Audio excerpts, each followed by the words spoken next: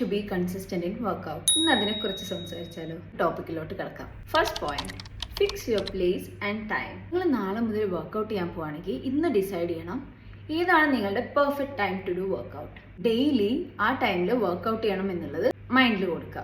മാത്രമല്ല എവിടെ നിന്ന് വർക്കൗട്ട് ചെയ്യുന്നു എന്നുള്ളത് ഇമ്പോർട്ടൻ്റ് ആണ്.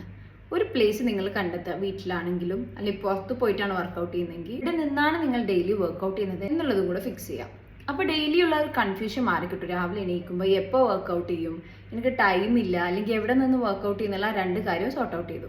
സെക്കൻഡ് പോയിന്റ്, നിങ്ങൾ വർക്കൗട്ടിൽ ബിഗിനർ ആണെങ്കിൽ ഒരിക്കലും ആദ്യം കയറി ഒരു 30 മിനിറ്റ്സ് വർക്കൗട്ട് ചെയ്യാമെന്ന് പറഞ്ഞ് തുടങ്ങരുത്. ആദ്യം ഒരു 15 മിനിറ്റ്സിൽ സ്റ്റാർട്ട് ചെയ്യാം. സ്റ്റാർട്ട് ചെയ്ത് ഒരു 10 ഡേയ്സ് കഴിയുമ്പോൾ നിങ്ങൾക്ക് വേണമെങ്കിൽ നിങ്ങളുടെ ഡ്യൂറേഷൻ ഇൻക്രീസ് ചെയ്യാം. അല്ലാതെ ആദ്യം തന്നെ 30 മിനിറ്റ്സിൽ സ്റ്റാർട്ട് ചെയ്യരുത്. ഒരു 10 ഡേയ്സ് ഒക്കെ കഴിഞ്ഞാൽ അത് 20 ആക്കാം, 25 ആക്കാം. ആൻഡ് തേർഡ് പോയിന്റ്, ഇത് നിങ്ങൾക്ക് വേണ്ടി ചെയ്യുന്ന ഒരു കാര്യമായിട്ട് കാണുക. ഒരു മാരേജൊക്കെ കഴിഞ്ഞ് ഒരു മദറൊക്കെ ആകുമ്പോൾ നമ്മൾ ഓട്ടോമാറ്റിക്കലി ചെയ്യുന്ന കാര്യങ്ങളെല്ലാം മറ്റുള്ളവർക്ക് വേണ്ടിയിട്ടായിരിക്കും. നമ്മുടെ ഒപ്പമുള്ളവർക്ക് പ്രൊവൈഡ് ചെയ്യാൻ വേണ്ടിയിട്ട് അറിയാതെ തന്നെ നമ്മൾ പ്രത്യേകിച്ച് എഫേർട്ടൊന്നും എടുക്കാതെ അത് ചെയ്തു പോകും. നമുക്ക് വേണ്ടി ചെയ്യുന്ന പല കാര്യങ്ങളും നമ്മൾ അവിടെ അവോയ്ഡ് ചെയ്യാറുണ്ട്. അപ്പോൾ ഇത് നിങ്ങൾക്ക് വേണ്ടിയിട്ടുള്ള ഒരു 15 മിനിറ്റ്സ് ആണ്, എൻ്റെ ഒരു മീ ടൈമാണ്. അത് ഡെയിലി മൈൻഡിൽ കൊടുക്കുക. ഫോർത്ത് പോയിന്റ്, നിങ്ങൾക്കൊരു വർക്കൗട്ട് ചെയ്യാൻ എസെൻഷ്യൽ ആയിട്ടുള്ള കാര്യങ്ങൾ വാങ്ങാം. എന്ന് പറയുമ്പോൾ ഒരു യോഗ മാറ്റ്, ഷൂ, വർക്കൗട്ട് ഡ്രസ്സസ്.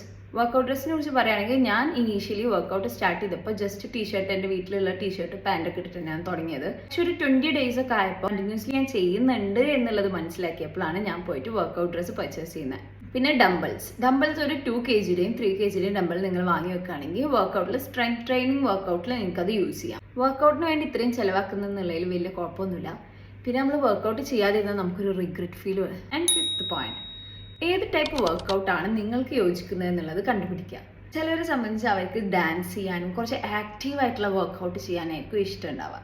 മറ്റു ചിലർക്ക് ജമ്പിങ്ങിനോടൊന്നും താല്പര്യം ഉണ്ടാവില്ല, സ്ക്വാട്സ്, ആ ടൈപ്പ് വർക്കൗട്ട് ഇഷ്ടമുള്ളവരുണ്ട്. അപ്പോൾ നിങ്ങൾ ചൂസ് ചെയ്യുക നിങ്ങൾക്ക് ചേരുന്ന വർക്കൗട്ട് ഏതാണെന്നുള്ളത്. അത് ചിലപ്പോൾ നിങ്ങൾക്ക് കണ്ടുപിടിക്കാൻ കുറച്ച് ടൈം എടുക്കുമായിരിക്കും. എന്നാലും മാക്സിമം വിത്തിൻ 1 വീക്ക് നിങ്ങൾക്ക് അത് മനസ്സിലാവുന്നതാണ്.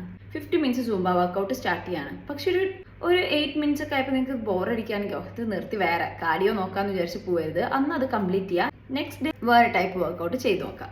ഇതാണ് എങ്ങനെ കൺസിസ്റ്റൻ്റ് ആയി വർക്കൗട്ട് ചെയ്യാന്നുള്ളതിൻ്റെ കുറച്ച് ഐഡിയാസ്. നിങ്ങൾ ഫോളോ ചെയ്ത് നോക്കുക, എന്തായാലും മാറ്റം ഉണ്ടാവും. അപ്പോൾ ഓക്കെ, ബൈ.